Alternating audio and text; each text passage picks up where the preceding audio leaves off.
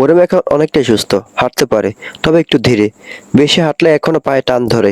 সকাল থেকে একটাই কথা বলে যাচ্ছে, মাহিত ভাই বাসায় যাব। মাহিত সোফায় বসে ফোন দেখছিল, মাথা না তুলেই বলল, আরো একটু ঠিক হ। আমি ঠিক আছি, ডাক্তার বলেছে এখনো বিশ্রাম দরকার। ডাক্তার আপনার কথাই বলেছে। মাহিত এবার হেসে ফেলল। বাহ, এখন ডাক্তার আমার দলে? অবশ্যই, সবাই আপনার দলে। মরিয়ম মুখ ফুলে জানালার দিকে তাকিয়ে রইল। কিছুক্ষণ পরে আবার বলল, প্লিজ বাসায় যাব, এখানে দম বন্ধ লাগে। মায়ের ভান করে কিছুক্ষণ চিন্তা করলো, তারপর বলল, আচ্ছা নিয়ে যেতে পারি। মরিয়মের চোখ চকচক করে উঠল। সত্যি? হুম। তবে একটা সত্য আছে। কি সত্য? মায়ের দুষ্ট হাসি দিয়ে বলল, আমি নিয়ে গেলে কি পাবো? মরিয়ম সন্দেহের চোখে তাকালো। কি চান আপনি? মায়ের কিছু না বলে নিজের ঠোঁটের দিকে ইশারা করলো। মরিয়ম সঙ্গে সঙ্গে বুঝে গেল। তার গাল লাল হয়ে উঠল। পারবো না। মাইত কাঁধ জাগালো। তাহলে আমিও পারবো না। আপনি খুব খারাপ, জানি, অত্যন্ত খারাপ, সেটাও জানি। মরিয়ম বিরক্ত হয়ে বালু ছুঁড়ে মারলো। মাইত সহজেই ধরে ফেললো। তাহলে হাসপাতালে আরো এক সপ্তাহ থাক। না তাহলে? মরিয়ম মাহিদের দিকে একবার তাকালো, তারপর ধীরে ধীরে এগিয়ে এলো।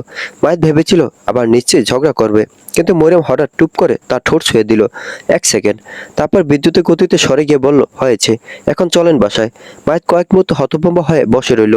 তারপর বোঝার পরই মরিয়মের কোমর জাপটে ধরে তার কোলে বসিয়ে দিল। কি? কি কর? বাকি কথা শেষ করতে পারল না মরিয়ম।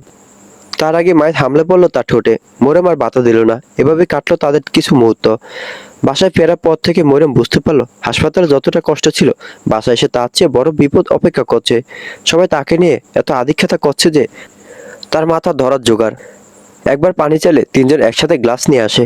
একবার কাশলে 5 জন দৌড়ে আসে। আর সন্ধ্যার পর থেকে শুরু হলো নতুন যুদ্ধ। রাতে মরিয়ম কোথায় ঘুমাবে? আয়েশা বেগম দৃঢ়কণ্ঠে বললেন, আজ মরিয়ম আমার রুমে থাকবে। মায়েরা বেগম সঙ্গে সঙ্গে আপত্তি তুললেন, না, আমার মেয়ে এতদিন পরে বাসায় এসেছে, আজ আমার কাছে থাকবে। দাদি ফারদিনা বেগমও ছাড়ার পাত্রী নন। তোমরা কেউ পাবে না, আজ আমার কাছে থাকবে। মরিয়ম সোফায় বসে অবাক হয়ে সবার মুখ দেখছে। মনে হচ্ছে তাকে নিয়ে কোনো জমি বাড়ির মামলা চলছে। এমন সময় মায়ের সিঁড়ি বেয়ে নিচে নামলো। সব কথা শুনে ভ্রু কুঁচকে বলল, 1 মিনিট, তোমরা সবাই কি ভুলে গেছো? সবাই তার দিকে তাকালো। মায়ের বুক ফুলিয়ে বলল, ও আমার বউ, স্বাভাবিকভাবে ও আমার রুমে থাকবে। আয়েশা বেগম সঙ্গে সঙ্গে বলল, চুপ কর আম্মু, কোনো আম্মু টাম্মু না, মেয়েটা এখনো পুরোপুরি সুস্থ হয়নি। মাহিরা বেগম মাথা নাড়লেন, একদম ঠিক কথা। মায়ের আহত মুখে মরিয়মের দিকে তাকালো। মরিয়ম ঠোঁট চেপে হাসি আটকানোর চেষ্টা করলো। দাদি বললেন, তুই নিজের ঘুমের সময় মনে রাখতে পারিস না, আবার রোগীর দায়িত্ব নিবি? আমি খুব দায়িত্বশীল মানুষ। হ্যাঁ, আমরা সবাই জানি। আয়েশা বেগমের কথা শুনে ঘরে হাসির রোল পড়ে গেল। মায়ের এবার সত্যি বিরক্ত হলো। সবাই মিলে আমার বিরুদ্ধে ষড়যন্ত্র করছে। আমার বউ আমার সাথে থাকবে এক কথা, ভাগ এখান থেকে। 3 জন একসাথে উত্তর দিলেন। মরিয়ম এবার আর হাসি চেপে রাখতে পারলো না। আস্তে আস্তে চোখে পানি চলে এলো। কিন্তু তার হাসির সুযোগই মায়ের হঠাৎ সামনে এগিয়ে গেল। আচ্ছা, অনেক হয়েছে, বলে এক ঝটকায় মরিয়মকে কোলে তুলে নিল। আ মরিয়ম চমকে উঠল। মাহিদ ভাই। আয়েশা বেগমও অবাক। এই বজ্জাত ছেলে, কি করছিস কি? মাইক কারো কথা না শুনে দরজার দিকে হাঁটা দিল। আয়েশা বেগম দ্রুত সামনে গিয়ে দাঁড়ালেন। 2 হাত কোমরে রেখে বলেন, নামা ওকে। মাইক মরিয়মকে আরো শক্ত করে ধরে বলল, হবে না আম্মু। কেন হবে না? অনেক কাজ আছে মরিয়মের সাথে। আয়েশা বেগম সন্দেহের চোখে তাকালেন। কি কাজ? মাইক গম্ভীর মুখ করে বলল, প্রথমত ওষুধ খাওয়াতে হবে।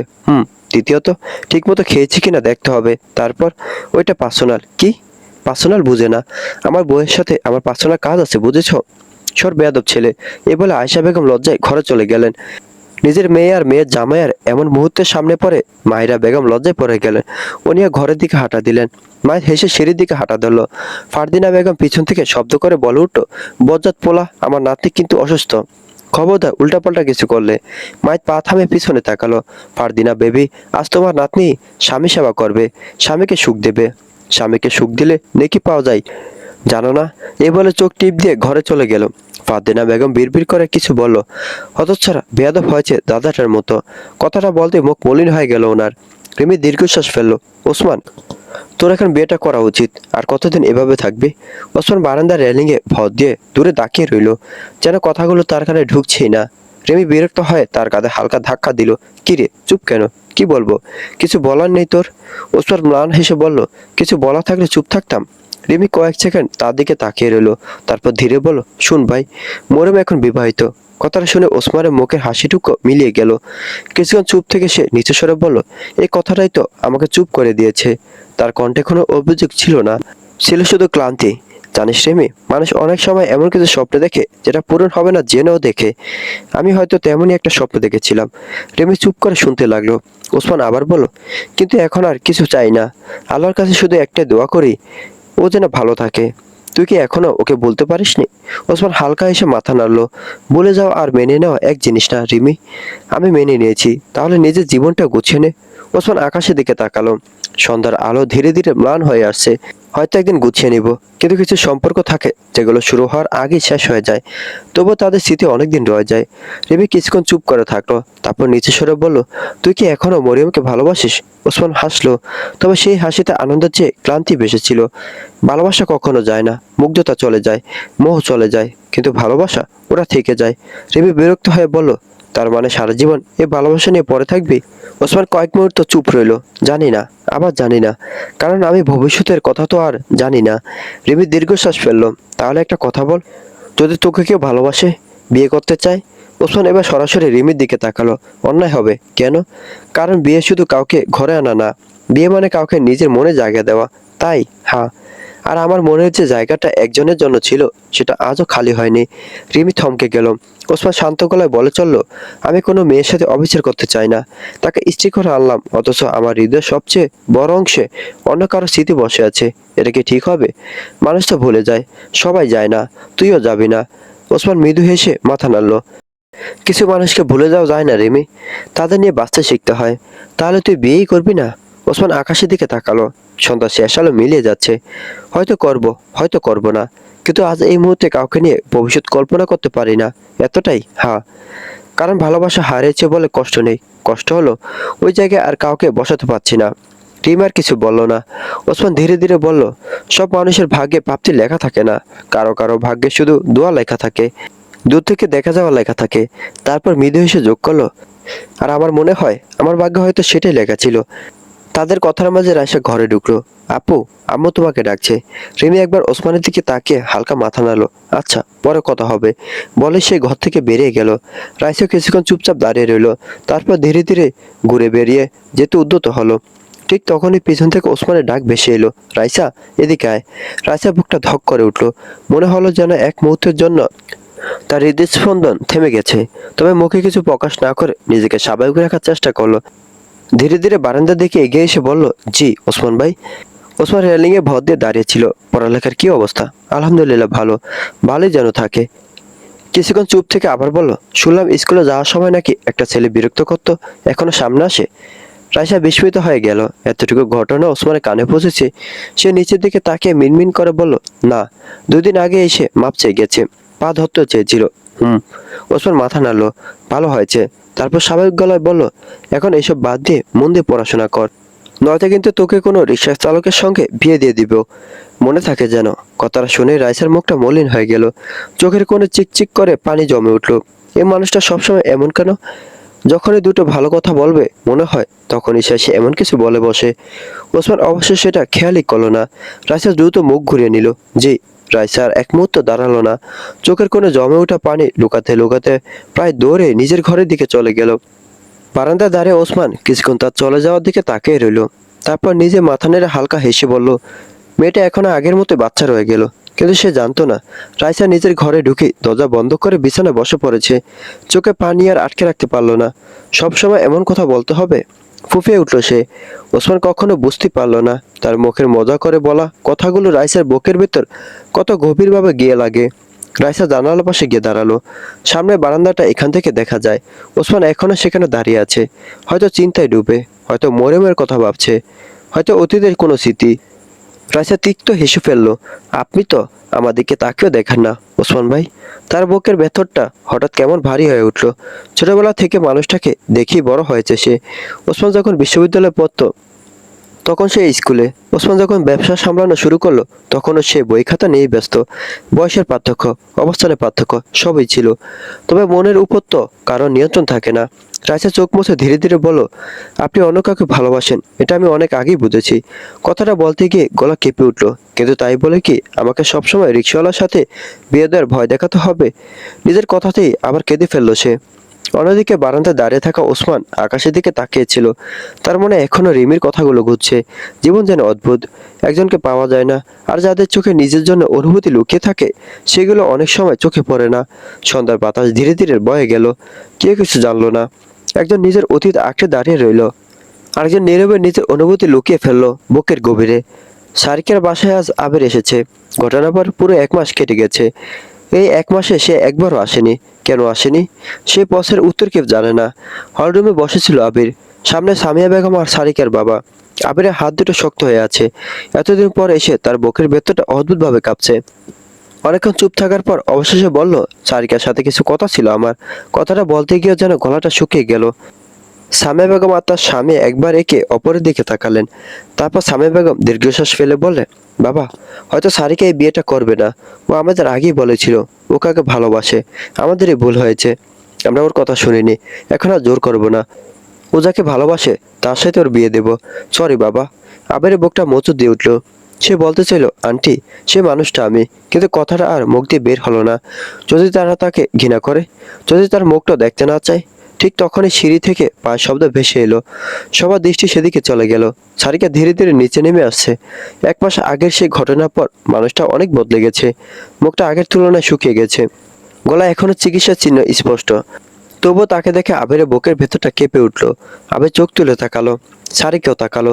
চোখাচোখি হতে দুজনেই থমকে গেল। সারিকার মনে হলো তার শ্বাস বন্ধ হয়ে আছে। এই মানুষটাকে সে শেষ দেখেছিল ওই ঝগড়ার আগে। মৃত্যুর দোরগোড়ায় দাঁড়িয়ে যার জন্য বুকটা হাহাকার করছিল। আর আজ সেই মানুষটাই তার সামনে বসে আছে। কিন্তু কেন? 1 মাস কোথায় ছিল সে?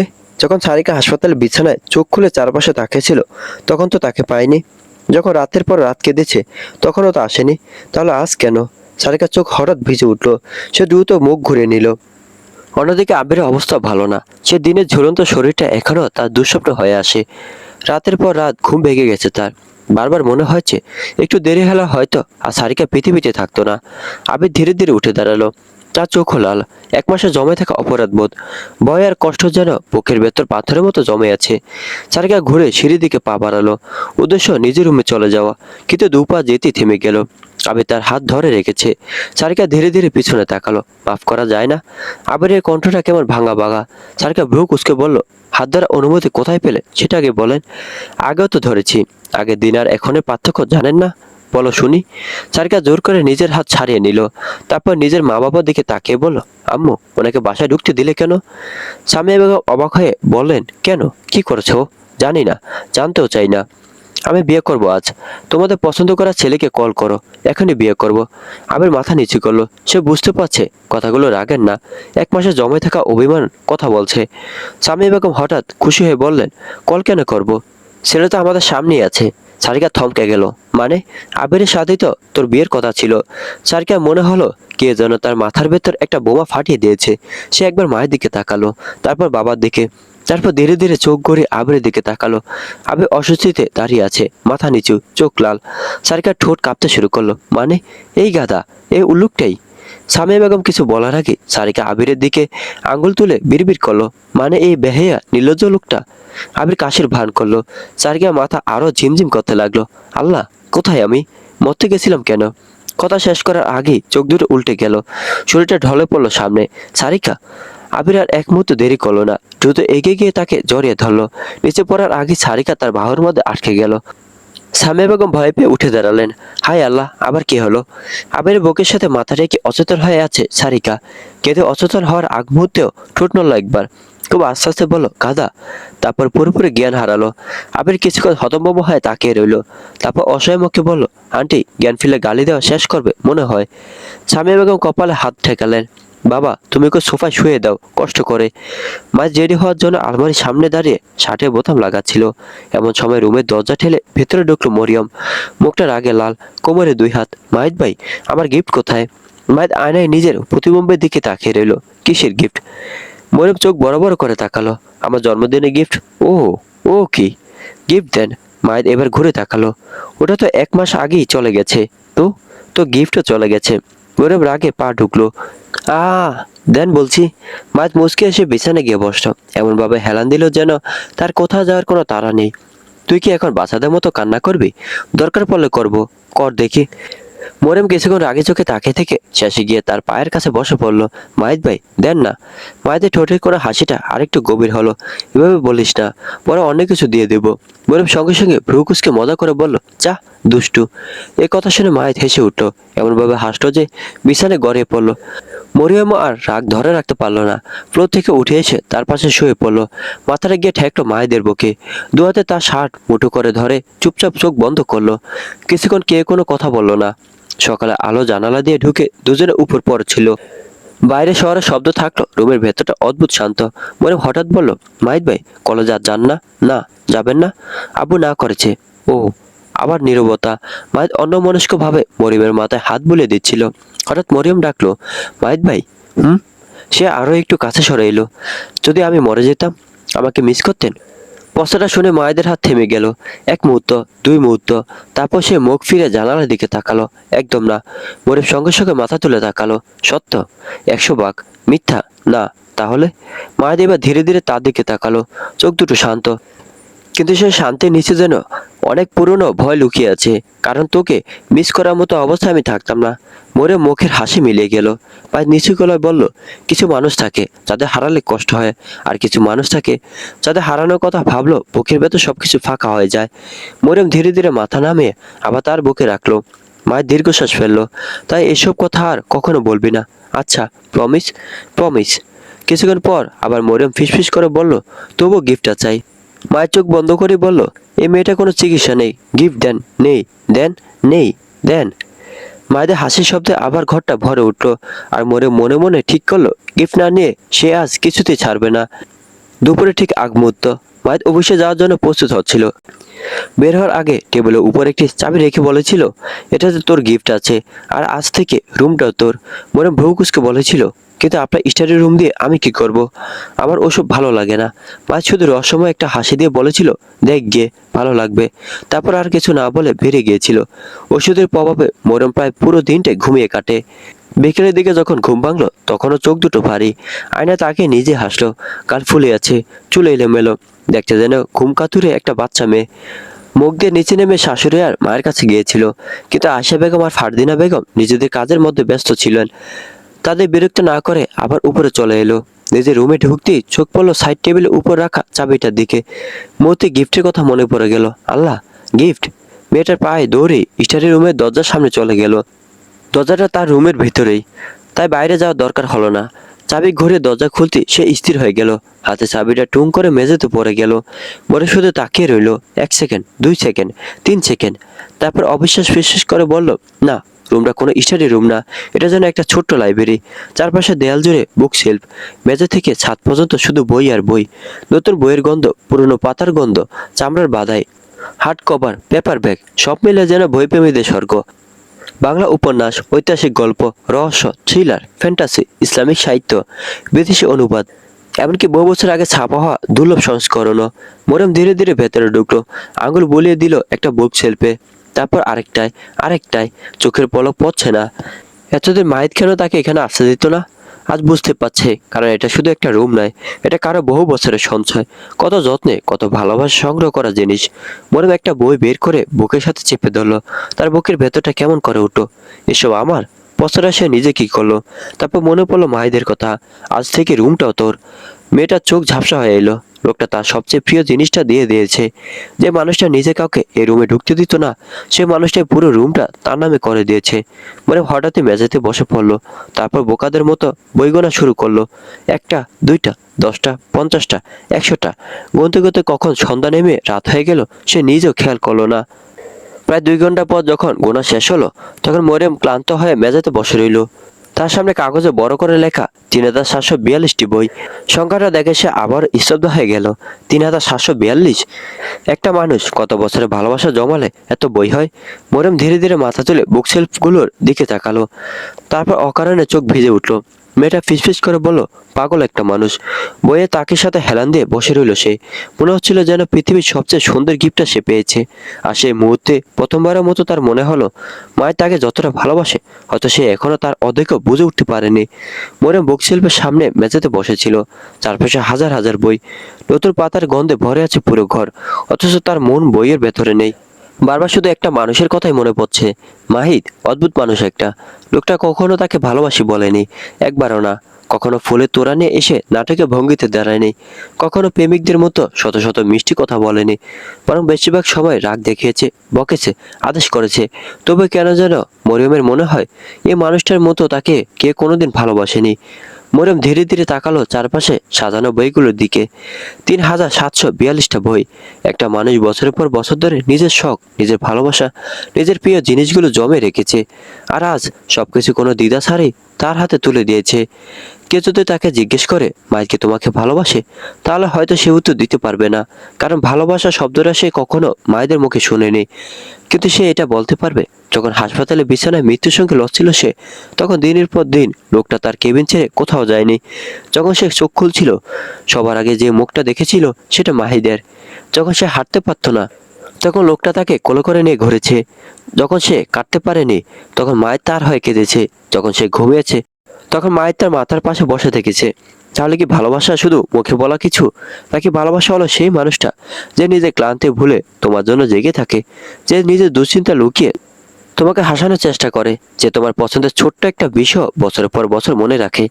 মনে নিঃশ্বাস ফেললো। হয়তো পৃথিবীর সবচেয়ে গভীর ভালোবাসাগুলো শব্দহীন হয়।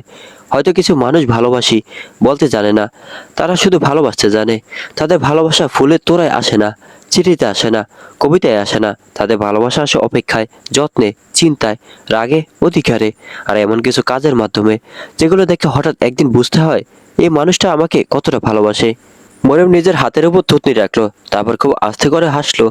হয়তো সত্যিকারের ভালোবাসা হলো এমনই, যেখানে মানুষটা মুখে বলে ভালোবাসি না, কিন্তু তার প্রতিটা কাজ, প্রতিটা দৃষ্টি, প্রতিটা উদ্বেগ, প্রতিটা প্রার্থনা চিৎকার করে বলে, তুমি না থাকলে আমার পৃথিবীটা অসম্পূর্ণ। মরিয়মের কি হয়েছে সে নিজেও যেন বুঝতে পারছিল না। স্টাডি রুমের মেঝেতে বুক শেলফের সামনে বসে রইল সে। চারপাশে ছড়িয়ে আছে বই, হাতে এখনো সেই কাগজ যেখানে কাপা হাতে লেখা 3742টি বই। তার চোখ বারবার ঘুরে বেড়াচ্ছে তাকগুলোর দিকে। প্রতিটা বই যেন একটা গল্প নয়, একটা অপেক্ষা, একটা সংগ্রহ নয়, একটা ভালোবাসা। সময় কেটে যাচ্ছে, তবু সে উঠতে পারছে না। মনে হচ্ছে বুকের ভেতর কোথাও একটা অদ্ভুত ভার জমে আছে। হয়তো আরো আধ ঘন্টা এভাবে বসে রইল। রাত তখন প্রায় 8টা। অফিস থেকে ফিরে মায়ের সোজা নিজের রুমে ঢুকলো। চারদিকে একবার চোখ বুলিয়ে ভ্রু কুঁচকে গেল। মীর কোনো উত্তর নেই। মনে মনে ভাবলো হয়তো নিচে গিয়ে সবাইকে নিয়ে ভণ্ডামি করছে। হালকা হাসলো সে। তারপর ওয়াশরুমে ঢুকে ফ্রেশ হয়ে বেরিয়ে এলো। কোমরে শুধু একটা সাদা তোয়ালে জড়ানো। ড্রেসিং টেবিলের সামনে দাঁড়িয়ে চুল আঁচড়ানোর জন্য হেয়ার ব্রাশ হাতে নিতেই আয়নায় চোখ পড়লো। স্টাডি রুমের দরজা খোলা। মায়েদের হাত থেমে গেল। এক মুহূর্তের জন্য কপাল কুঁচকে উঠল। মীর কি ভেতরে? ধীরে ধীরে সে স্টাডি রুমের দিকে এগিয়ে গেল। দরজার সামনে এসে পা থেমে গেল। মরে মেঝেতে বসে আছে, দুই হাঁটুর ভাঁজে মুখ লুকিয়ে রেখেছে। এলোমেলো চুলগুলো মুখ ঢেকে রেখেছে। আর ছোট্ট শরীরটা ক্ষণে ক্ষণে কেঁপে উঠছে। প্রথমে মাহিদ ভেবেছিল হয়তো ঘুমিয়ে পড়েছে, কিন্তু পরের মুহূর্তে খুব ক্ষীণ একটা শব্দ তার কানে এলো। দম আটকে আসা কান্না। মায়েদের বুকটা হঠাৎ করেই ছেদ করে উঠল। তার গলা শুকিয়ে গেল। মীর কাছে কোনো কিছু না ভেবে সে দৌড়ে গেল। মরিমের সামনে হাঁটু গেড়ে বসে একজনকে তাকে বুকের মধ্যে টেনে নিল। মীর কাপা কণ্ঠে ডাকলো সে। মীর কি হয়েছে, কান্না করছিস কেন? মরিম কোনো উত্তর দিল না, বরং বুকের ভেতর মুখ গুজে আরো জোরে কেঁদে উঠল। মায়ের দুই হাত দিয়ে তার মুখটা তুলতে চাইল। আমার দিকে তাকা, প্লিজ, একবার তাকা না।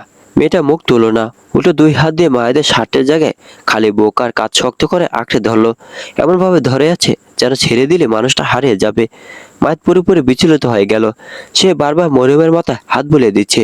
বল না কি হয়েছে, কে কিছু বলেছে? শরীর খারাপ লাগছে, ব্যথা করছে কোথাও? প্রতিটা প্রশ্নের উত্তর শুধু কান্না। মেয়েটা কথা বলতে পারছে না, শুধু ফুফে ফুফে কেঁদে যাচ্ছে। মায়েরা সহ্য করতে পারলো না। সে মরিয়মকে আরো শক্ত করে নিজের বুকে জড়িয়ে ধরলো। নিজের থুতনি আলতো করে তার মাথার উপর রেখে চোখ বন্ধ করলো। বুকের ভেতর অদ্ভুত এক আতঙ্ক কাজ করছে। এই কান্না, এটা কোনো অভিমানের কান্না না। মায়ের খুব আস্তে ফিসফিস করে বলল, মীর, তুই আমাকে ভয় পেয়ে দিচ্ছিস। যাই হয়ে থাকুক, আমাকে বল। তোর কান্না আমি দেখতে পারি না। তুই কাঁদলে মনে হয় আমার বুকের ভেতর কে মুঠো করে হৃদয়টা চেপে ধরেছে। মায়ের কিছু বুঝে ওঠার আগে মরিয়ম হঠাৎ তাকে আরো শক্ত করে জড়িয়ে ধরলো। কান্নায় তার পুরো শরীর কেঁপে উঠছে। অনেকক্ষণ পর ভাঙা ভাঙা কণ্ঠে বলল, মাহিদ ভাই, আপনি তো আমার নন, তাই না? মায়েদের বুক ধক করে উঠল। মরিয়ম চোখ বন্ধ রেখে বলতে লাগলো, এই যত্ন, এই আদর, এই মায়া, এগুলো কোনোটাই তো আমার জন্য ছিল না। আমি তো শুধু উড়ে আসা এক পাখি। ভুল করে আপনার জীবনে আশ্রয় নিয়েছি। আপনার আকাশ তো আগে থেকেই কারো ছিল, আমি শুধু মাঝপথে এসে বসে পড়েছি। শেষ কথাটুকু বলে সে হাউমা করে কেঁদে উঠল। মায়ের দুই হাত দিয়ে তার মুখটা তুলে ধরতে চাইলো। এই মেয়ে, আমার দিকে তাকা। মরে মাথা নাড়লো। তাকা। কে বলেছে আমি তোর নই? কে এত বড় মিথ্যা বলেছে? মায়েদের কণ্ঠ কেঁপে উঠল।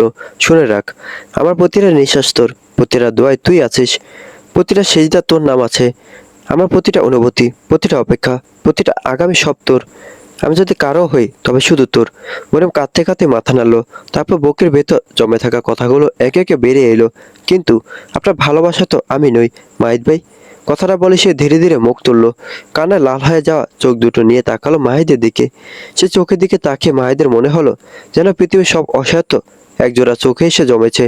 মনে ঠোঁট কামড়ে আবার বলল, আমি তো শুধু আপনাদের গল্পের মাঝখানে এসে পড়া একটা নাম, পথের একটা কাঁটা, যে কাঁটা আপনাদের পূর্ণতা হতে দেয়নি।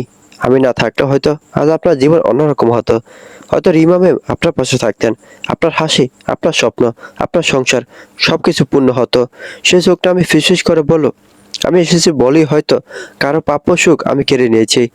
আপনার জীবনে আমার আশাটা যেন কারো না কারো পতন হয়ে গেছে। আর এই কথাটাই আমাকে প্রতিদিন ভেতর থেকে শেষ করে দেয়। শেষ বাক্যটি বলে মরিয়ম আবার মায়েদের বুকে মুখ লুকিয়ে দিল। তার কান্না উষ্ণতা ভিজিয়ে দিচ্ছিল মায়েদের বুক। মায়ের দু হাত দিয়ে মরিয়মের ভেজা মুখটা আলতো করে তুলে ধরলো।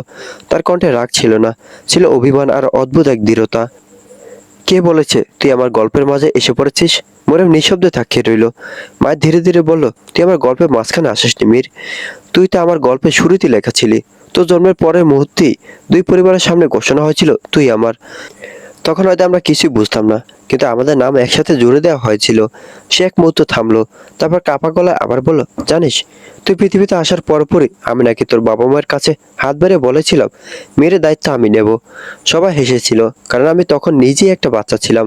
তখন বলা হয়েছিল বড় হ, তারপর নিস। মায়েদের ঠোঁটে মলিন একটা হাসি ফুটলো।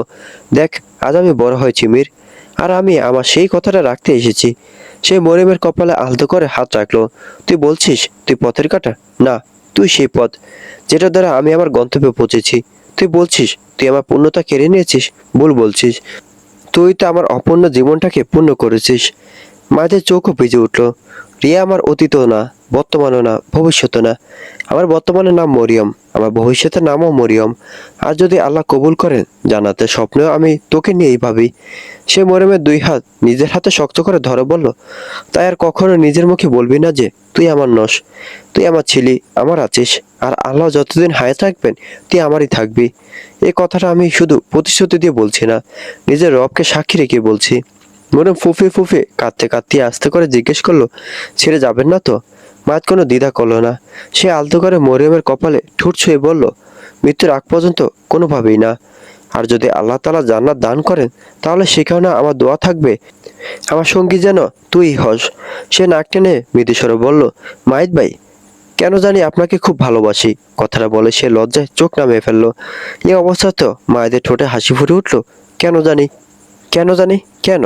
মরিয়ম ঠোঁট ফুলিয়ে মাথা নাড়লো। জানি না, শুধু জানি ভালোবাসি। তারপর একটু ইতস্তত করে প্রশ্ন করলো, ভালোবাসেন মাহিদ ভাই? মাহিদ ভ্রু তুলে তাকালো। প্রমাণ লাগবে? মরিয়ম একেবারে বাচ্চাদের মতো তার বুক থেকে মাথা তুলে দুই হাত সামনে বাড়িয়ে দিল। দেন তাহলে। মাহিদ কিছু না বলে মুচকে আসলো। পরের মুহূর্তে ঝুঁকে মরিয়মকে দুয়াতে কোলে তুলে নিল। মরিয়ম হকচকে গিয়ে তাড়াতাড়ি তার গলা জড়িয়ে ধরলো। চল বিছানায় গিয়ে প্রমাণ দেই। এতক্ষণ আবেগে সে খেয়ালই করেনি। মায়েদের পরনে শুধু কোমরে জড়ানো একটা সাদা তোয়ালে। মুহূর্তে মরিয়মের গাল দুটো টকটকে লাল হয়ে উঠল। সে তাড়াতাড়ি মুখ ঘুরিয়ে মায়েদের বুকে লুটিয়ে পড়ল। কি করছেন কি? প্রমাণ দেব আজ, চল। মরিয়ম আর মাহিদের কথার উপর কথা বলল না। মাহিদ খুব যত্ন করে মরিয়মকে বিছানায় শুয়ে দিল। জানালার বাইরে রাত আরো গভীর হচ্ছে। নীরব ঘরটায় শুধু দুজন মানুষের নিঃশ্বাসের শব্দ। দুজনেই কিছুক্ষণ আর কোনো কথা বলল না। শব্দের আর প্রয়োজনও ছিল না। কিন্তু সম্পর্কের গভীরতা কথার নয়, নীরবতায় বোঝা যায়। সেই রাতের পর থেকে তারা শুধু দুটো আলাদা মানুষ রইল না, সুখে দুঃখে, দায়িত্বে, বিশ্বাসে আর একে অপরের পাশে থাকার অঙ্গীকারে তার এক সুতোয় গাঁথা দুটো হৃদয় হয়ে উঠল। জানো, আমি তোমাকে চাঁদের মতো ভালোবাসি। আবিরের কথা শেষ হতে সারিকা চোখ কুঁচকে তার দিকে তাকালো। চাঁদের মতো কেন? পাদের মতো কেন ভালোবাসিস না আগে সেটা বল। আবিরের মুখে সব ভাব এক নিমিষে উধাও। ছি জান, কি বলে এইসব? সারিকা দুই হাত কোমরে দিয়ে দাঁড়িয়ে রইল। এই, কোনো জান টান না। তুই এখনই আমার বাসা থেকে বের হয়ে যা। আবির দীর্ঘশ্বাস ফেলে মাথা নাড়ল। তাড়িয়ে দিলে কি চলে যাব নাকি? এত সহজ? সারিকা ভ্রু উঁচু করলো। মানে? মানে তোমার সাথে থাকতে থাকতে নীলজের উপর মাস্টার্স করে ফেলেছি। সারিকা মুখ ফিরে রাগ চাপার চেষ্টা করলো। তুই একটা বেহায়া মানুষ, এটা জানিস? জানি। এখন তারা দুজন বাড়ির ছাদ দাঁড়িয়ে। বিকেলে আলো ধীরে ধীরে মিলিয়ে যাচ্ছে। নিচে বাড়ির সবাই ইচ্ছে করে তাদের একা ছেড়ে দিয়েছে। সারিকার মা সামিয়া বেগম স্পষ্ট করেই বলেছিলেন, তোমরা দুজন একটু নিজেদের মধ্যে কথা বলো। ভুল বোঝাবুঝি থাকলে আজই শেষ করো, যাতে আজকের পর থেকে তোমাদের যোগাযোগ বন্ধ। কিন্তু কথা শুরু হওয়ার 5 মিনিটের মাথায় তারা ঝগড়া শুরু করে দিয়েছে। আবির ধীরে ধীরে সারিকার একটু কাছে এগিয়ে এলো। আচ্ছা একটা কথা বলি। না। না শুনি না। না মানে না। সারিকার কোনো কথা বলো না। ঠোঁট ফুলিয়ে মুখ ফিরিয়ে ছাদের এক কোণে রাখা দোলনাটার দিকে হেঁটে গেল। ধীরে ধীরে গিয়ে বসে পড়ল সেখানে। সন্ধ্যার বাতাসে তার চুলগুলো এলোমেলো হয়ে উড়েছিল, কিন্তু সেদিকে তার কোনো খেয়ালই নেই। দূর থেকে দাঁড়িয়ে সবটা দেখছিল আবির। মেয়েটা সত্যি কি এতটা রেগে আছে? একটু ইতস্তত করলো সে। তারপর দীর্ঘশ্বাস ফেলে ধীরে ধীরে হেঁটে গেল দোলনার সামনে। সারিকা একবারও তার দিকে তাকালো না, যেন আবির বলে পৃথিবীতে কেউ নেই। আবির চুপচাপ দোলনার সামনে মেঝেতে বসে পড়লো। সারিকা ভ্রু কুঁচকে কিছু বলতে যাবে, ঠিক তখনই আবির দুহাত বাড়িয়ে তার দুই পা আলতো করে জড়িয়ে ধরলো। তারপর কোনো কথা না বলে মাথাটা গুজে দিল সারিকার কোলের উপর। সারিকা থমকে গেল।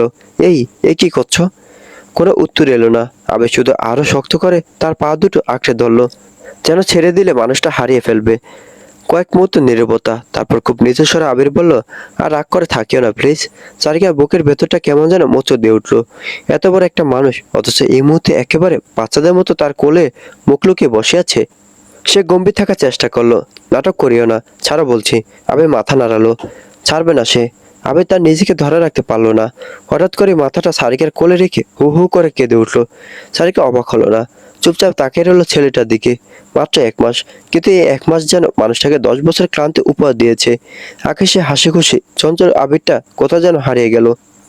গাল বসে গেছে, চোখের নিচে কালি, এলোমেলো চুল, বাড়তে থাকা দাড়ি, যেন নিজের দিকে তাকানোর সময় পায়নি সে। চারিকার বুকের ভেতরটা কেমন যেন টনটন করে উঠলো। কেউ যদি এতটা কাঁদে, তাহলে সে কতটা ভালোবাসে। অনেকে শুধু আবিরের কান্নার শব্দই শোনা গেল। সন্ধ্যার নরম বাতাসও যেন থেমে গিয়েছিল। ধীরে ধীরে আবির মাথা তুলল। লালচে চোখ দুটো সরাসরি স্থির হলো চারিকার চোখে। গলাটা ভেঙে এসেছে। বিয়ে করবে এখন, এই মুহূর্তে? কি অদ্ভুত আবদার, কি অদ্ভুত সরলতা। স্যারকে এবার সত্যি থমকে গেল। কিছুক্ষণ চেয়ে থেকে মৃদু স্বরে বলল, এতদিন এলে না কেন? একবার দেখা করতে। আমি আবার মাথাটা নামে সারিকের কোলে রেখে দিল। চোখ বন্ধ করে ফিসফিস করে বলল, তুমি যদি আমাকে দেখে হাইপার হয়ে যেতে, যদি তোমার কোনো ক্ষতি হতো, আমি নিজেকে কোনোদিন ক্ষমা করতে পারতাম না। ডাক্তার বলেছিল তোমাকে হাইপার হতে না দিতে, তাই তাই দৌড়েছিলাম। ভাবলাম ঠান্ডা মাথায় কথা বলবো। সারিকার ঠোঁটের কোণে অদ্ভুত এক হাসি ফুটে উঠলো। সে আলতো করে আবিরের এলোমেলো চুলে হাত বুলিয়ে দিল। তা আমাকে এখন বিয়ে করলে তোমার পরিবার কিছু বলবে না? এত বড় ঘটনার পরও রাজি হবে? আবির এবার উঠে সোজা হয়ে বসলো। চোখের জল হাতের পিঠ দিয়ে মুছে ছোট্ট করে হেসে বলল, আমার পরিবার? আবির গভীর দৃষ্টিতে সারিকার দিকে তাকিয়ে রইল। তারপর ধীরে ধীরে তার দুই হাত নিজের হাতের মুঠোয় নিয়ে শান্ত গলায় বলল, বিয়ে আমি করব, সংসার আমি করব। ওরা রাজি কিনা সেটা দেখার বিষয় আমার না। তুমি আর আমি রাজি থাকলে আমাদের একটা সংসার হবে, বাকি পৃথিবী পরে দেখব। একটু থেমে আবার বলো, বলো তুমি কি এখন বিয়ে করবে? সারিকা নির্বাক হয়ে গেল। এই মানুষটাকে এতদিন সে চিনে, তবু আজ যেন নতুন করে চিনছে। কথাগুলোতে কোনো নাটকীয়তা নেই, কোনো বড় বড় প্রতিশ্রুতি নেই, শুধু একটা দৃঢ়তা। তার ঠোঁটের কোনো অজান্তে একটি মিষ্টি হাসি ফুটে উঠল, কিন্তু উত্তরটা আর মুখ দিয়ে বের হলো না। সে শুধু নীরবে আবিরের দিকে তাকিয়ে রইল। বিকেলে শেষ ক্লান্ত রোদ এসে পড়েছে দুজনের উপর। সোনালি আলোয় আবিরের এলোমেলো চুলগুলো আরো উজ্জ্বল লাগছে। বাতাসে সারিকার চুল বারবার উড়ে এসে আবিরের মুখ ছুঁয়ে যাচ্ছে। সকালের রোদ তখনও পুরোপুরি জানালা পর্দা ভেদ করেনি। ঘরের ভেতরে একটা আদো অন্ধকার পরিবেশ। মরিয়ম রান্নাঘর থেকে চা নিয়ে ঘরে ঢুকতে দেখলো মায়ের বিছানার উপর ব্যাগ খুলে জামা কাপড় গোছাচ্ছে। কি ব্যাপার, এত সকালে ব্যাগ গোছাচ্ছেন কেন? মরিয়ম কাপটা টেবিলে রাখতে রাখতে জিজ্ঞেস করলো। মায়ের মাথা না তুলেই বলল, একটা বিজনেস ট্যুরে যাচ্ছি। মরিয়মের হাত থেমে গেল। কয়েক সেকেন্ড চুপ করে দাঁড়িয়ে রইল। তারপর ধীরে ধীরে বলল, মানে আপনি আজ চলে যাবেন? হ্যাঁ। মায়ের এবার মুখ তুলে তাকালো। 10 দিন পর ফিরবো। কথাটা শুনে মরিয়মের মুখটা মুহূর্তে বদলে গেল। ভ্রু কুঁচকে রাগে ফুঁসতে ফুঁসতে সে দুই হাত কোমরে রেখে সামনে এসে দাঁড়ালো। রাতে বলেন নাই কেন যে আজ চলে যাবেন? গলা স্পষ্ট অভিমান আর রাগ মেশানো। মায়ের উঠে দাঁড়ালো। ধীর পায়ে মরিয়মের কাছে এগিয়ে গেল। তারপর হাত বাড়িয়ে আলতো করে তার নাক টিপে ধরে বলল, বললে কি করতিস? ওসব করতে দিতিস না। কথাটা কানে যেতেই মরিয়ম কান দুটো লাল হয়ে গেল, গরম হয়ে উঠল মুহূর্তেই। সে চোখ নামিয়ে নিল, লজ্জায় মাথা নিচু করে বলল, ছি, কিসব বলছেন আপনি? ছি। মায়ের হু হু করে হেসে উঠল। এখন ছিছি করছিস? রাতে কি করেছিলে মনে আছে তো? এই কথায় মরিয়মের আর দাঁড়ানো সাহস হলো না। মুখ লুকানোর জায়গা না পেয়ে সে ভাবলো এখান থেকে পালানোই ভালো। ফুরুত করে ঘুরে দৌড় দিল রুম থেকে বের হওয়ার দিকে। পেছন থেকে বেশি হলো মায়েদের হট্ট হাসি। সে চেনা, দুষ্ট, ভালোবাসা মাখা হাসি, যা পুরো ঘরে যেন এক অন্যরকম উষ্ণতা ছড়িয়ে দিল। দরজার উপাস থেকে মরিয়মের নরম গলা স্বর শোনা গেল, আমি কিন্তু আপনাকে একদমই মিস করব না। মায়ের চিৎকার করে বলো, দেখা যাবে। সন্ধ্যা নামতে বাড়িতে হঠাৎ একটা হইচই শুরু হয়ে গেল। সারিকাদের বাসা থেকে খবর এলো আজ রাতে সারিকার আবিরের বিয়ে। কথাটা শুনতে বাড়ির সবাই ব্যস্ত হয়ে উঠল। শাড়ি গয়না গোছানো, তৈরি হওয়ার তারা। মায়ের ইতিমধ্যে সবার কাছ থেকে বিদায় নিয়ে বেরিয়ে গেছে অনেকক্ষণ আগেই। যাওয়ার আগে মরিয়মের সাথে কথা বলার চেষ্টা করেছিল বার কয়েক, কিন্তু মরিয়ম রাগ করে মুখ ফিরিয়ে নিয়েছিল। এক লাইনও কথা বলেনি। মা শেষ পেয়ে দীর্ঘশ্বাস ফেলে ব্যাগ হাতে নিয়ে দরজার বাইরে পা রেখেছিল। পেছনে তাকে একবার মরিয়মের নিরুত্তর মুখটা দেখে নিয়েছিল শুধু। এখন ঘরে মরিয়ম চুপচাপ বসে আছে আয়নার সামনে, কিন্তু শরীরটা ভালো লাগছে না তার।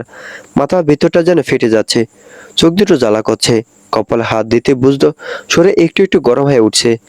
রাতের দিকে হয়তো জ্বর বাঁধবে, কিন্তু এসব বলার মতো মানসিক অবস্থায় সে নেই। ঘরে সবাই ব্যস্ত, আনন্দে সে কোলাহলে নিজের কষ্টটা চাপা দিয়ে সে শাড়ি পরে নিল, চুলটা হালকা করে বেঁধে নিল। আয়নায় নিজের ফ্যাকাশে মুখটা দেখে একটা ম্লান নিঃশ্বাস ফেললো। কিছুক্ষণ পরে পরিবারের সবাই মিলে রওনা হলো সারিকাদের বাসার উদ্দেশ্যে। গাড়িতে বসে মরিয়ম জানালার পাশে মাথা এলিয়ে দিল। বাড়ির সন্ধ্যার আলো ধীরে ধীরে মিলিয়ে যাচ্ছে, রাস্তার আলোগুলো একে একে জ্বলে উঠছে, কিন্তু মরিয়মের চোখে সে সবকিছু কেমন যেন ঝাপসা লাগছে। মাথা ব্যথাটা ক্রমশ বাড়ছে, যেন কেউ ভেতর থেকে মাথাটা চেপে ধরছে। পাশে বসা মা একবার জিজ্ঞেস করলেন, কি রে, মুখটা এমন শুকনো লাগছে কেন? মরিয়ম জোর করে একটু হাসার চেষ্টা করলো, না মা, কিছু না, এমনি একটু ক্লান্ত লাগছে। মনে মনে ভাবলো আজ রাতটা তাকে একাই সামলাতে হবে, শরীরের এই কষ্ট আর মনের ভেতরে সেই না বলা অভিমানটাও। গাড়ি এগিয়ে চললো সারিকাদের বাসার দিকে, আর মরিয়মের কপাল গরমের সাথে সাথে বাড়তে থাকলো জ্বরের আভাস। সারিকাদের বাসায় পৌঁছাতেই মরিয়মরা বুঝলো এখানে কোনো বড় আয়োজন নেই, হঠাৎ করে ঠিক হওয়া বিয়ে, তাই কোনো সাজসজ্জা নেই, নেই কোনো প্যান্ডেল বা অনুষ্ঠানের বাড়তি আয়োজন। বর্ষাকালে কয়েকটা চেয়ার পাতা, আর একজন কাজী সাহেবকে ডেকে আনা হবে বিয়ের পড়ানোর জন্য। মরিয়মরা পৌঁছানোর কিছুক্ষণের মধ্যেই কাজী সাহেব এসে গেলেন। শরীয়তের নিয়ম মেনে খুব অল্প সময়ের মধ্যে সারিকার আবিরে বিয়ে সম্পন্ন হলো। কবুল বলা মুহূর্তে সারিকার গলা কাঁপছিল, চোখে পানি টলটল করছিল। আনন্দ আর নতুন জীবনের ভয় মেশানো এক অনুভূতি। কোনো বাড়তি জাঁকজমক নেই, তবু ঘরের ভেতর একটা শান্ত আন্তরিক পরিবেশ ছিল। আবিরের পক্ষ থেকে এসেছিলেন শুধু তার বাবা মা, আর সাথে ছিল সিয়াম। ছোট্ট আয়োজন, কিন্তু আন্তরিকতার কমতি ছিল না। চারিকাদের বাসার পক্ষ থেকে ছিলেন চারিকাদের বাবা মা, তার ছোট বোন আর চাচা চাচি। তারা অবশ্য থেকে গিয়েছিলেন, কারণ সেই রাতের পর থেকে তাদের ছেলে রনের কোনো খোঁজ পাওয়া যাচ্ছিল না। প্রায় 1 মাস হয়ে গেছে। ছেলেটা হঠাৎ কোথায় হারিয়ে গেল কে কিছু বুঝতে পারছে না। থানায় জিডি করা হয়েছে, আত্মীয় স্বজনের বাড়িতে বাড়িতে খোঁজ নেওয়া হয়েছে, কিন্তু কোনো সূত্র মিলছে না। বিয়ে পড়ানো শেষ হতে সবাই একে একে উঠে দাঁড়ালো। টুকটাক কথাবার্তা, কিছুক্ষণে মিষ্টি ভোগ। মনে 1 মাসে বসে সবকিছু দেখছিল, কিন্তু তার নিজের মাথা ব্যথাটা ক্রমশ বাড়ছিল। শরীরটা কেমন যেন ভারী ভারী লাগছে, চোখের সামনে মাঝে মাঝে সবকিছু একটু ঝাপসা হয়ে আসছিল। তবু সে চুপ করে বসে রইল, কাউকে কিছু বুঝতে দিল না। রাত তখন 10টা ছুঁই ছুঁই। বিয়ে পড়ানো শেষ হয়ে গেছে অনেকক্ষণ আগেই। এখন সময় হয়েছে সারিকাদের বিদায়ের। ঘরের ভেতরে একটা থমথমে পরিবেশ নেমে এলো। এতক্ষণে সাদামাটা নিরুৎসব আয়োজনের মধ্যে এই মুহূর্তটা যেন সবচেয়ে ভারী হয়ে উঠল। সারিকা প্রথমে এগিয়ে গেল সামিয়া বেগমের কাছে। মাকে জ্বরে ধরতে দুজনে কান্নার শব্দ, ঘরে বাতাস ভারী হয়ে উঠল। মামের মাথায় হাত বুলিয়ে দিতে দিতে কাঁদছিলেন। সারিকা মায়ের বুকে মুখ গুজে ফুফিয়ে ফুফিয়ে কাঁদছিল। তারপর বাবার কাছে গেল। বাবা মেয়ের কপালে চুমু খেয়ে চোখ মুছলেন। ছোট বোনকে জ্বরে ধরতে বোন হাওয়া করে কেঁদে উঠল, আপু তুই চলে গেলে আমার কি হবে? একে একে সবাইকে জ্বরে ধরে কাঁদছিল সারিকা। চাচা চাচি, মামা মামি, প্রতিটা আলিঙ্গনে যেন একটা গোটা জীবনের স্মৃতি জড়িয়েছিল। তারপর সারিকার চোখ খুঁজলো মরিয়মকে। মরিয়ম এক্ষণে দাঁড়িয়ে ছিল, মুখটা ফ্যাকাশে, চোখ দুটো লাল। সারিকা এগিয়ে গেল তার দিকে, হাত বাড়ালো জ্বরে ধরার জন্য, কিন্তু ঠিক তখনই মরিয়ম এক পা পিছিয়ে গেল। সারিকা থমকে দাঁড়ালো, হাতটা শূন্যে ঝুলে রইল কয়েক মুহূর্ত। চোখে চোখ পড়লো দুজনের, একটা নিঃশব্দ মুহূর্ত, যেখানে হাজারটা না বলা কথা যেন এক নিমিষে বিনিময়ে হয়ে গেল। মরিয়ম আর দাঁড়ালো না, চোখ ছলছল করে উঠতে সে ঘুরে দৌড় দিল ঘর পেরিয়ে সিঁড়ি বেয়ে সোজা ছাদের দিকে। কারো কিছু বোঝার আগেই সে চোখের আড়াল হয়ে গেল। ঘরের ভেতর মুহূর্তের জন্য একটা প্রশ্নবোধক নীরবতা নেমে এলো। কেউ অবাক হয়ে তাকালো, কে ফিসফিস করে জিজ্ঞেস করলো কি হলো মেয়েটার। কিন্তু সারিকা চুপ করে দাঁড়িয়ে রইল। চোখে পানি গাল বেয়ে গড়িয়ে পড়ছিল। সে বুঝতে পারলো কেন মরিয়ম এভাবে সরে গেল, কেন তার চোখে সেই চাপা কষ্ট, কেন তার শরীরে মনে এই ভার। কিছু কথা মুখে বলার দরকার হয় না, চোখ বলে দেয় সবটা। সারিকা একবার ছাদের দিকে তাকালো, তারপর নিঃশব্দে চোখ মুছে আবার পরিবারের দিকে তাকিয়ে মিনমিনিয়ে বলল, ওই দিনের জন্য মাফ করে নি আমাকে। সবাই যা বোঝার বুঝে গেল। ওরাও ছাদের রেলিং ধরে দাঁড়িয়ে ছিল, আকাশের দিকে তাকে চোখের পানি মুছিয়ে যাচ্ছিল, কিন্তু থামছিল না কিছুতেই। আল্লাহ, তুমি ওকে ভালো রেখো। বোন নেই তো আমার, ও তো আমার বড় বোনের মতোই। ও কেন আমাদের বুঝলো না, কেন নিজেরটা বুঝে চলে যেতে চাইলো। আমি কখনোই মাফ করবো না ওকে। ও পচা বোন, ও ভালো না। কিন্তু কিন্তু ওকে প্লিজ তুমি খুশি রেখো। প্লিজ ওকে আর কষ্ট দিও না। ওর ভবিষ্যৎ ফুলে ফুলে ভরিয়ে দিও। ঠোঁট কাঁপছিল, গলা ধরে আসছিল, তবু বিড়বিড় করেই যাচ্ছিল। পেছন থেকে হঠাৎ দুটো হাত এসে জড়িয়ে দিল মরিয়মকে। চমকে উঠল সে, কিন্তু তার আগেই কানে ভেসে এলো পরিচিত গলা। বোন না থাকলে বুঝে বোনের ভবিষ্যৎ সুন্দর হয়। মরিয়ম ঘুরে তাকাতেই সারিকার মুখটা দেখলো। মুহূর্তে চোখে মুখে জমে থাকা কষ্টটা রাগে বদলে গেল। সে সারিকার হাত ছাড়িয়ে এক ধাক্কায় সরে দাঁড়ালো। তুই তুই কিভাবে পারলি এটা করতে? মরিয়মের গলা কাঁপছিল রাগে আর কান্নায়। যদি তোর কিছু হয়ে যেত, যদি তোকে সময় মতো না পেতাম আমরা। সারিকা চুপ করে দাঁড়িয়ে রইল, মাথা নিচু করে। চোখ দুটো ইতিমধ্যে ছলছল করছিল। একবারও ভাবলি না আমাদের কথা, আমার কথা? মরিয়মের চোখ থেকে ঝরঝর করে পানি পড়তে লাগলো। তুই জানিস সেদিন কি হয়েছিল? যখন খবর পেলাম তুই এমন কিছু করতে যাচ্ছিস, আমি কলেজ থেকে ছুটে আসছিলাম। মাথায় তখন একটাই চিন্তা, তোর কাছে পৌঁছাতে হবে, তোকে বাঁচাতে হবে। ভালো হতো যদি ওই দিন মরে যেতাম, তুই একটা শিক্ষা পেতি। সারিকা মুখ ফ্যাকাশ হয়ে গেল। মরিয়ম, মরিয়মের কণ্ঠে আর রাগ ধরে রাখতে পারলো না সে, ভেঙে পড়লো একদম। তুই জানিস আমি কতটা ভয় পেয়েছিলাম। নিজের কথা একবারও মাথায় আসেনি, শুধু ভেবেছিলাম তোকে হারাবো। আর তুই তুই এতটা স্বার্থপর হয়ে গেলি যে নিজের জীবনটা শেষ করতে চাইলি। সারিকা মুখ ডেকে ফেললো দু হাতে, কান্নায় ভেঙে পড়লো একদম। আমি জানতাম না মরিয়ম, আমি জানতাম না তোর সাথে এমন কিছু হয়েছিল। আমাকে কেউ বলেনি এটা, বাসা আসার পর শুনেছি। বলার সময় কই ছিল? তুই তো তখন হাসপাতালে বিছানায় নিজের সাথে লড়াই করছিলি। মরিয়মের কান্না বেগ বাড়তে লাগলো। সারিকা মরিয়মের হাত দুটো ধরে হাঁটু গেড়ে বসে পড়লো প্রায়। আমারই দোষ, সবটা আমারই দোষ। যদি আমি ওই পাগলামিটা না করতাম, তুই তাড়াহুড়ো করে আসছিও না, আর তোর অ্যাক্সিডেন্ট হতো না। আমি আমি নিজেকে কখনো ক্ষমা করতে পারবো না এই জন্য। মরিয়ম আর নিজেকে সামলাতে পারলো না, সারিকার সাথে নিজেও হাঁটু গেড়ে বসে পড়লো। শক্ত করে জড়িয়ে ধরলো সারিকাকে। দুজনে এবার একসাথে কেঁদে ফেললো, একে অপরকে জড়িয়ে ধরে। আর কখনো এরকম কিছু করবি না, মরিয়ম ফুফাতে ফুফাতে বলল। প্রমিস কর আমাকে, প্রমিস। জীবনেও না। সারিকার গলা কান্নায় ভাঙা ভাঙা। কিছুক্ষণ দুজনে চুপ করে রইল, একে অপরকে জড়িয়ে ধরে। শুধু ফুফানো শব্দ ছাড়া আর কিছু শোনা যাচ্ছিল না। সারিকা চোখ মুছে আবার বলল, দরকার হলে ওই গাধাটাকে মেরে ফেলবো, তাও নিজেকে কিছু করব না। মরিয়মও চোখ মুছতে মুছতে সায় দিল। আসলে আবির ভাইকে মেরে ফেলা উচিত ছিল। ঠিক তখনই পেছন থেকে বেশি হলো পরিচিত একটা কণ্ঠ। এই দুই বোন দেখি এখন আমাকে মারা প্ল্যান করছে। ছি বলছি, এখন তো ভালো হয়ে যাও, বিয়ে হয়ে গেছে আমাদের। আবিরের গলা শুনতে দুই রমণীর মুখের ভাব মুহূর্তে পাল্টে গেল। তাদের এতক্ষণে সে আবেগঘন নরম মুহূর্তটা এই বলটা আড়াল থেকে শুনে ফেলেছে ভেবে বিরক্তির পারও চচ্চর করে বেড়ে গেল।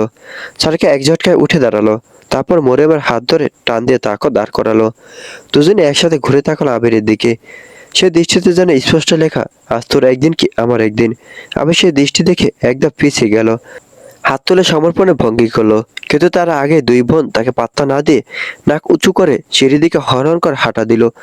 আবির হতভম্ব হয়ে দাঁড়িয়ে রইল কিছুক্ষণ, তাদের যাওয়ার দিকে তাকিয়ে। মাথা চুলকে বিড়বিড় করে বলল, যত দোষ নন্দ ঘোষ, আমি তো শুধু একটু কান্না দেখলাম, তার জন্য এত রাগ। বিয়ের প্রথম রাতে বউয়ের আর শালীর রক্তচক্ষু দেখতে হলো, ছে।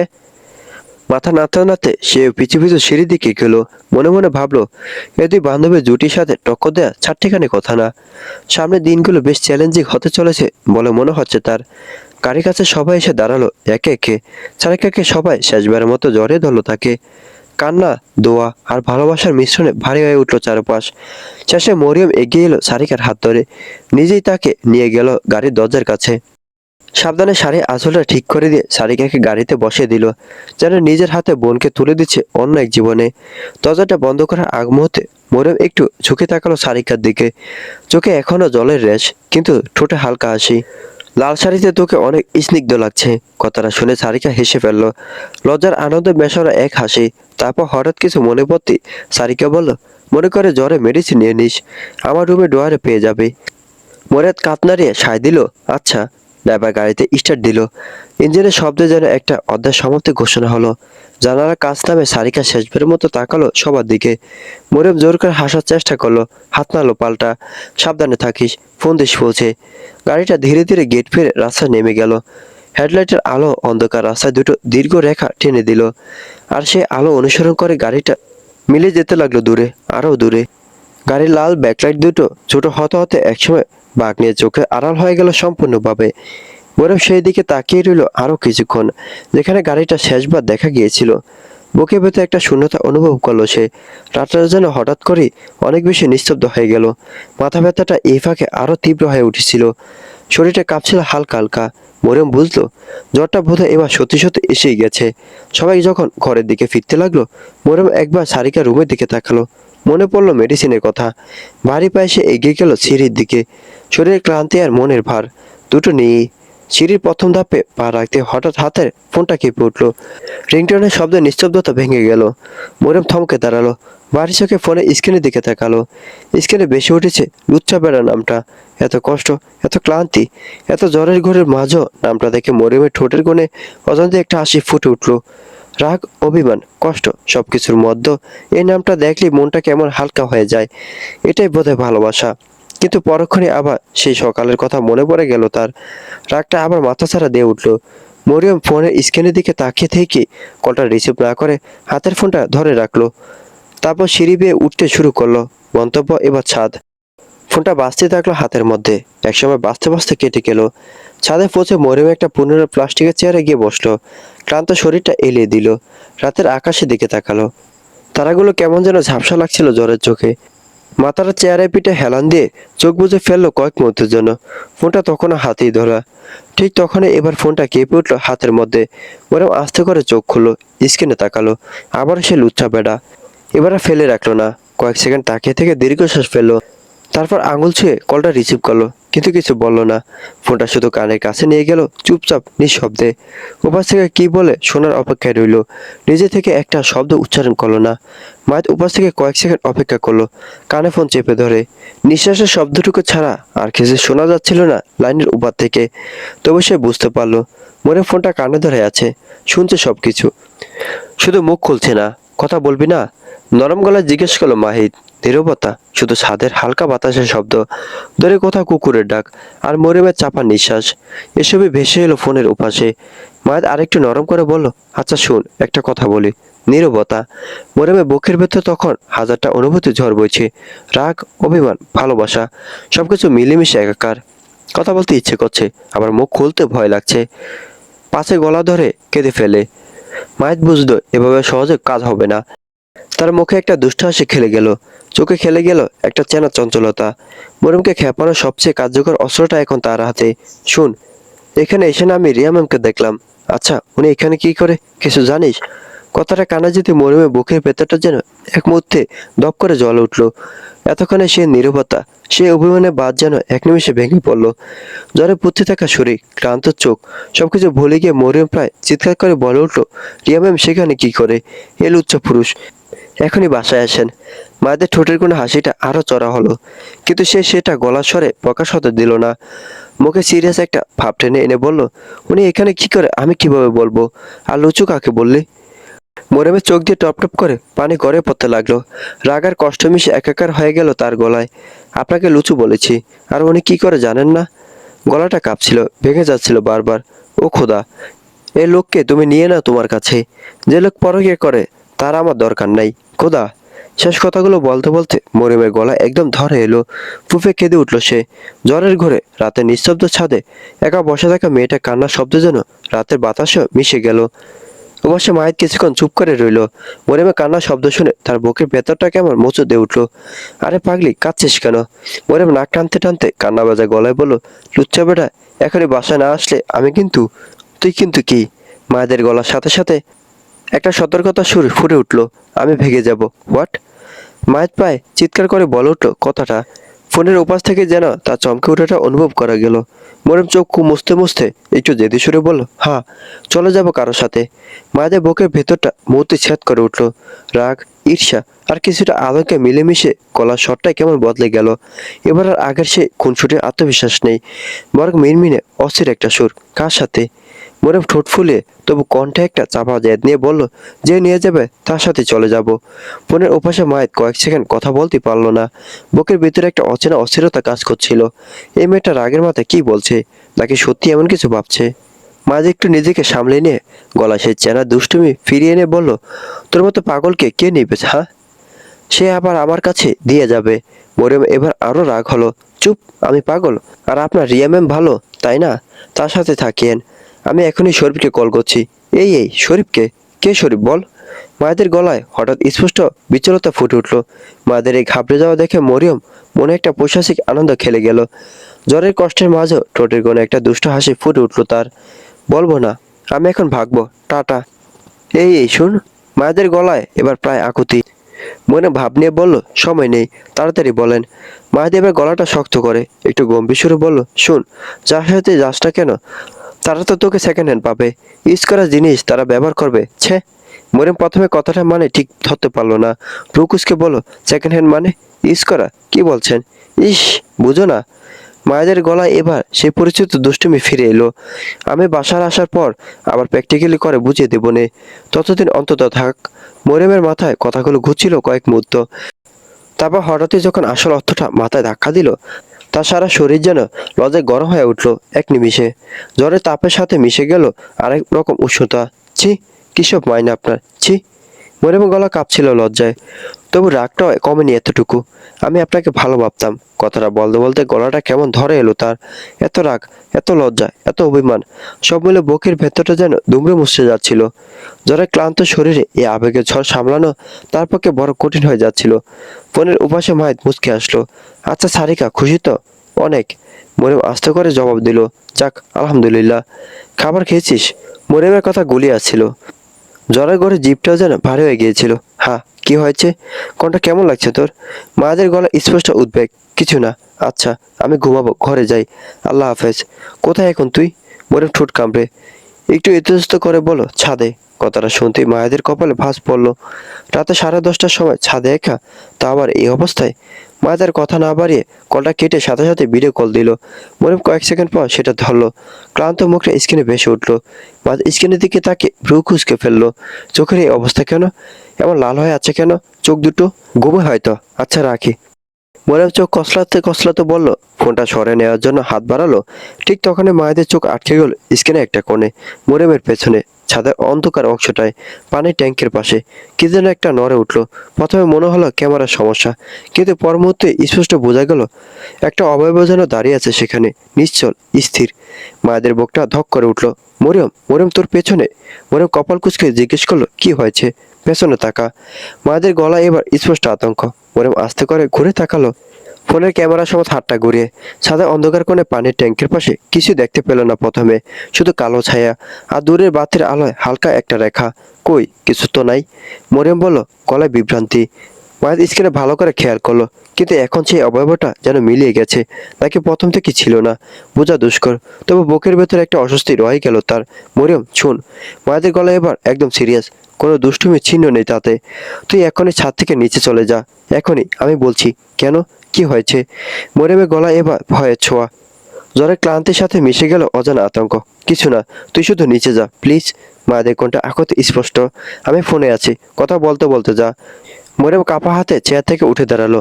ফোনটা তখনও বুকের কাছে ধরা। সিঁড়ির দিকে পা বাড়াতেই পেছনে কোথাও থেকে যেন একটা শব্দ ভেসে এলো, খুব আস্তে, প্রায় শোনাই যেন এমন একটা শব্দ, যেন কে পা টেনে হাঁটছে অন্ধকারে। মরিয়মের গায়ে কাঁটা দিয়ে উঠলো। সে আর পেছনে না থেকে দ্রুত পায়ে সিঁড়ির দিকে হাঁটা দিল। বুক ধুকপুক করছিল তার। বন্ধুরা, আজকের পর্বটি এই পর্যন্তই। যদি আজকের পর্বটি ভালো লাগে তাহলে ভিডিওটিতে লাইক করুন, এবং গল্প সম্পর্কে কোনো মতামত জানার থাকলে কমেন্ট করতে পারেন। এবং এই গল্প পরবর্তীতে কী ঘটে তা জানার জন্য এবং এরকম আরো সুন্দর সুন্দর গল্প পাওয়ার জন্য আমার চ্যানেলটি সাবস্ক্রাইব করে বেল আইকনটি বাজিয়ে রাখুন। ধন্যবাদ।